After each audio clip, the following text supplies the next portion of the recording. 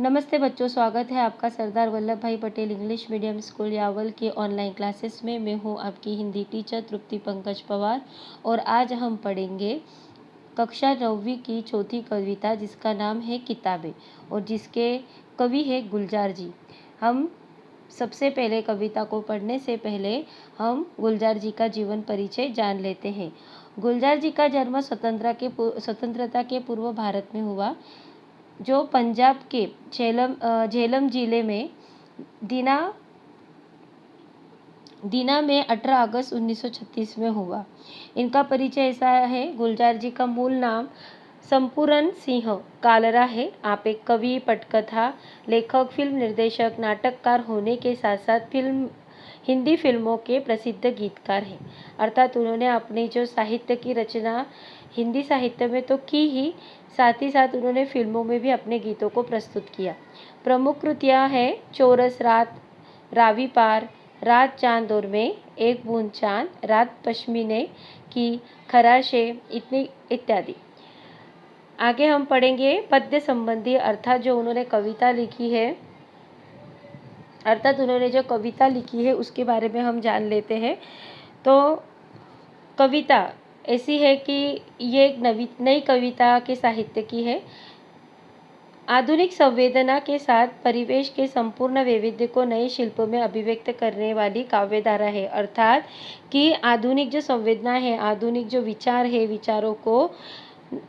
विचारों के साथ साथ उन्होंने संपूर्ण वैविध्य को, अर्थात संपूर्ण जो अलग अलग विविधता होती है शिल्प में, उसे व्यक्त करने की ये काव्यधारा है। उसी के साथ में प्रस्तुत कविता में गुलजार जी ने पुस्तकें पढ़ने का सुख, कंप्यूटर के कारण पुस्तकों के प्रति अरुचि, पुस्तकों और मनुष्यों के बीच बढ़ती दूरी और उससे उत्पन्न दर्द को बड़े ही मार्मिक ढंग से प्रस्तुत किया है।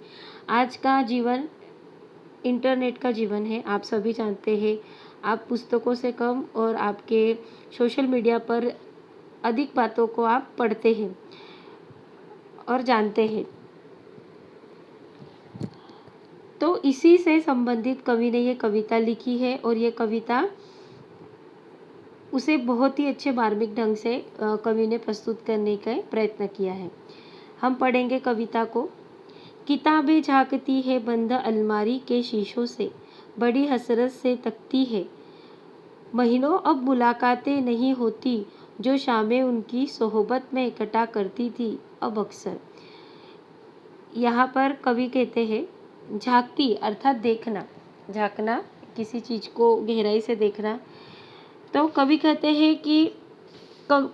हैं कंप्यूटर के युग में किताबों की पहले जैसी उपयोगिता नहीं रही है।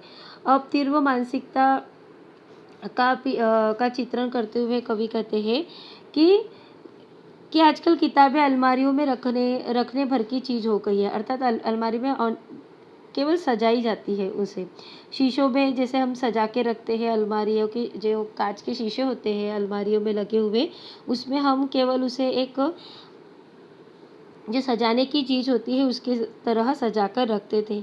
बंद अलमारी की ओर देखने पर ऐसा लगता है, जब हम बंद अलमारी की ओर देखते हैं जहाँ पर किताबें रखी है, तो किताबें जैसे शीशों से कवि की ओर झांक रही है। कवि कहते हैं मुझे ऐसा लगता है कि वो किताबें मुझे झांक रही है, बड़ी हसरत से अर्थात बड़ी ही इच्छा से वो कामना कर रही है, वो देख रही है।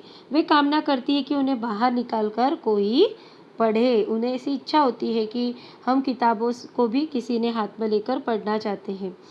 कवि कहते हैं कि अब उनसे महीनों तक मुलाकात नहीं होती, अर्थात महीनों तक हम किताबों से कुछ नहीं पढ़ते। एक समय ऐसा था जो कवि कहते हैं जो शामें उनकी सोहबत में कटा करती थी। सोहबत अर्थात साथ में। तो कवि यहाँ कहते हैं कि जब उनकी शाम इन किताबों को पढ़ने में लगा करती थी, पर अब अक्सर, आगे कवि कहते हैं, यहाँ पर कवि ने पर अब अक्सर कहकर शब्दों को, मतलब उनकी कविता को आगे बढ़ाया है कि अब क्या है। तो आगे हम पढ़ेंगे, गुजर जाती है कंप्यूटर के पर्दों पर, बड़ी बेचैन रहती है किताबें। अर्थात कवि कहते हैं कि कंप्यूटर आने से पहले उनकी शाम किताबें पढ़ने में बिता करती थी। वो हमेशा अपनी शामों को क्या करते थे, किताब पढ़ने में बिता देते थे।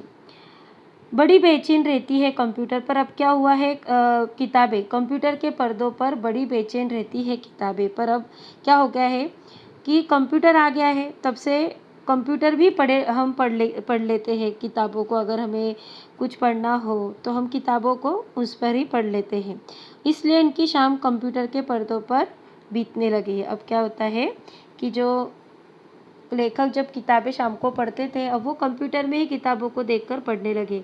उन्हें अब नींद में चलने की आदत हो गई है। उन्हें अब नींद में चलने की आदत हो गई है। जो कदरें वो सुनाती थी, जिनके सेल कभी मरते नहीं थे, वो कदरें अब नज़र आती नहीं घर में। जो रिश्ते वो सुनाती थी। यहाँ पर कविता जो किताबें हैं उनकी विशेषता बताते हुए कवि कहते हैं कि अब क्या हो गया है कि बड़ी बेचैन रहती है किताबें। जो किताबें हैं बहुत ही ज़्यादा बेचैन रहती है। अब हालत ये हो गई है किताबों की कि वो नींद में चलने लगी है। यहाँ पर कवि का मतलब नींद में चलना हुआ कि अब अपने सपने में भी कभी दिखाई देती है। वे कवि को अब सपने में भी कभी दिखाई देती है। इन किताबों से जिन मानव मूल्यों की जानकारी मिलती थी, अर्थात कदरें, यहाँ पे क्या है, कदरें अर्थात कोई चीज़ कवि जो किताबें होती है उनमें पूरे संसार की बातें छिपी होती है, तो कि जो हमें किताबों से पता चलती थी। तो अब वो किताबें मानव मूल्य की जानकारी मिलती थी उनसे, और जो अशून्य हुआ करते थे वो मानव मूल्य अब घर में नज़र नहीं आते। अब क्या होता है कि किताबों को हम नहीं पढ़ते, उसकी वजह से जो लोग हैं वो भी घर में नज़र नहीं आते। तो ये किताबें रिश्ते संबंधों के बारे में बताती थी। जो अब रिश्ते संबंध जो है, जो घर में पहले दिखते थे, जैसे कि सभी का आपस में बात करना। सभी आपने देखा होगा कि पहले सभी लोग एक साथ, दादी दादा, माता पिता सभी एक साथ बैठते थे और बातें करते थे अपने बच्चों के साथ में, और बच्चे भी उनके साथ में समय बिताते थे। पर आज ऐसा नहीं है। अगर साथ में बैठते भी हैं तो उनके हाथ में कंप्यूटर उनके साथ या मोबाइल होता है, जिससे ही वो अपना समय व्यतीत करते हैं। तो अब किताबें भी कोई पढ़ता नहीं है। पहले अपना समय बिताने के लिए किताबें भी पढ़ा करते थे लोग।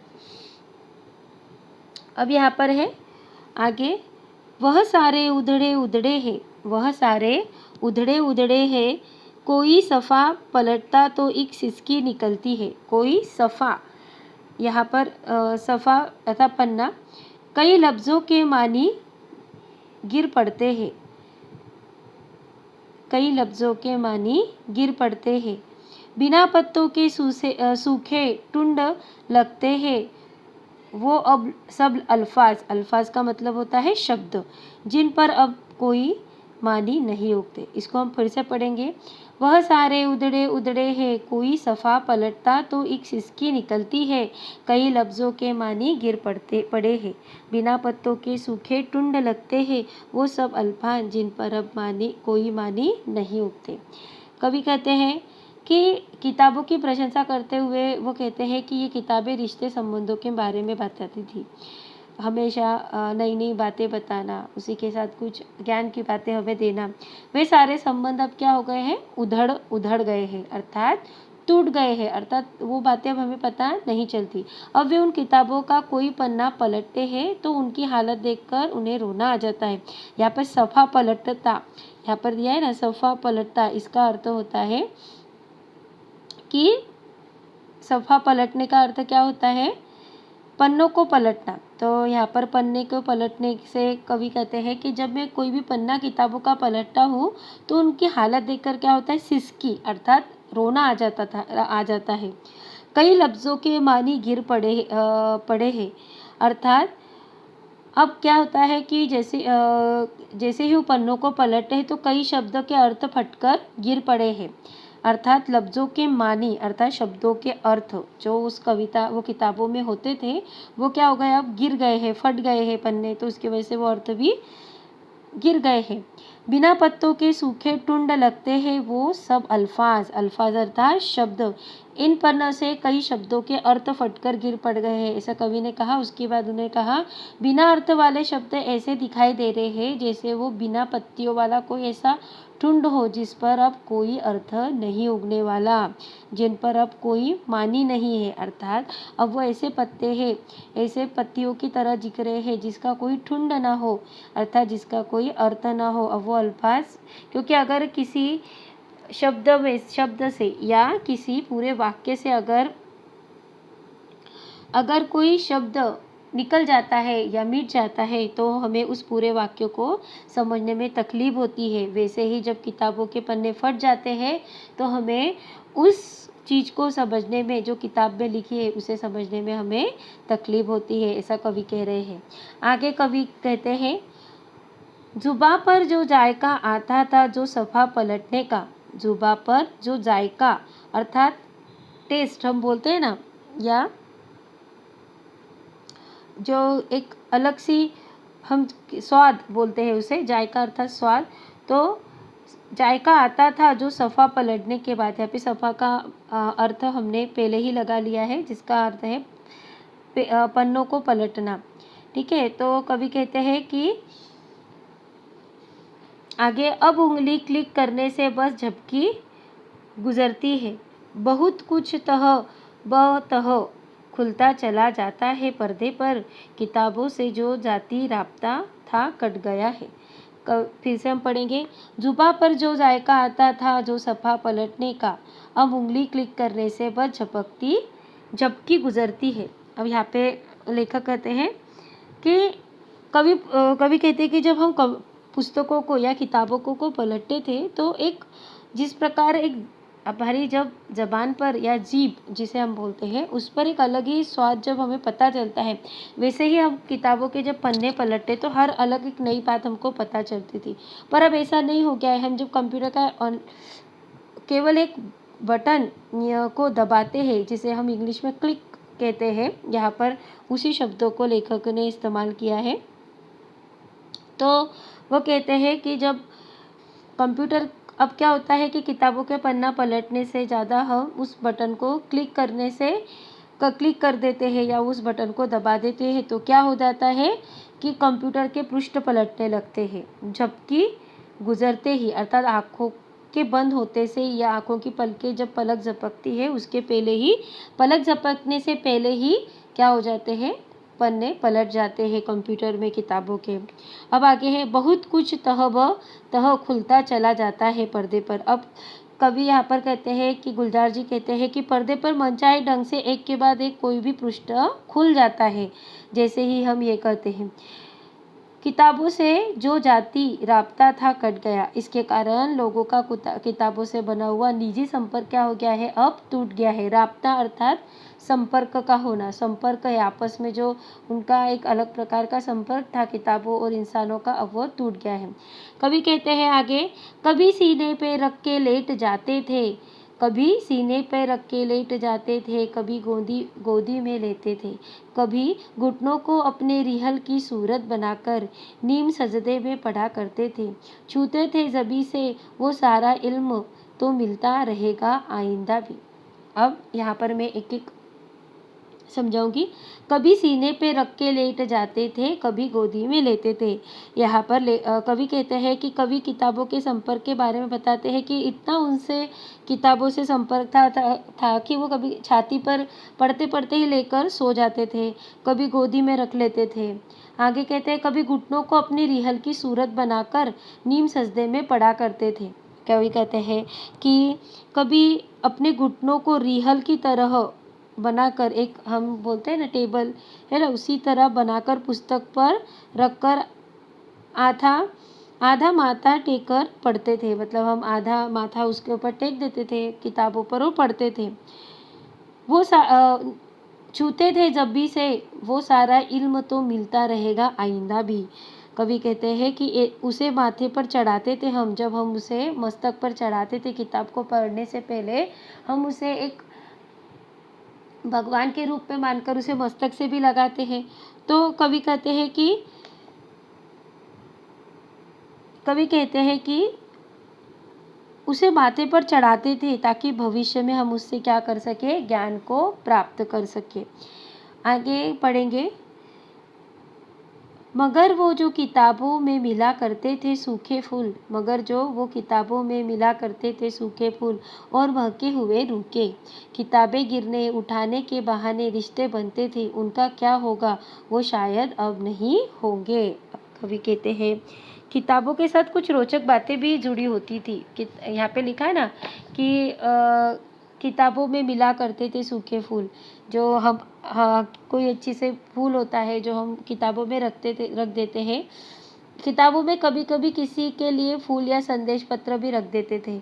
हाँ, तो ऐसा हम किताबों में करते, जिन्हें लोग सूख जाने पर भी संभाल कर रखते थे। अगर किसी प्रिय मित्र ने दिया होगा आपको फूल, तो आप क्या करते हो, उसे सहज के रखते हो। आपके जन्मदिन पर या ऐसे सहज के रखते हो कि ये मुझे मेरे जन्मदिन पर मिला था। और क्या करते हो, उसे सूख जाने पर भी उस फूल को संभाल के रखते हो। और क्यों रखते हो, क्योंकि उनसे क्या होता है, आपके संबंध भी हमेशा ताज़े रहते हैं, संबंध भी बने रहते हैं। और जब किताबें गिरती थी, किताबें गिरने उठाने के बहाने रिश्ते बनते थे, एक अलग ही प्रकार से कुछ रिश्ते बन जाते थे। कवि कहते हैं तो उनका क्या होगा वो शायद अब नहीं होंगे। अब वो जो किताबें गिरती थी फिर कोई उठा के देता था, तो एक अलग सा ही रिश्ता उन दोनों में बन जाता था, तो वो अब शायद नहीं होगा। इसी साथ इसी पूरी कविता को कवि ने ये समझाने का प्रयत्न किया है कि किताबें हमारे जीवन में किस तरह से महत्वपूर्ण थी और किस प्रकार से हम उसका उपयोग करते हैं, तो उपयोग करते थे। और आज हमने किस तरह से किताबों को इस्तेमाल करना बंद कर दिया है। आज हम कम समय में अधिक ज्ञान प्राप्त करने के चक्कर में सभी जो पुरानी चीज़ें थी, जो पुरानी हमारे लिए महत्वपूर्ण बातें थी, उन्हें हम भूलते जा रहे हैं। और उसी महत्वपूर्ण बातों में आपकी किताबें भी थी। तो इस किताबों के महत्व से आपको समझ में आ गया होगा कि किस प्रकार किताबें आपके जीवन में एक महत्वपूर्ण कार्य करती है। तो आप भी इसी के साथ अपने कविता को पढ़िए, किताबों में से पढ़िए और आपके कविता को याद कीजिए। धन्यवाद।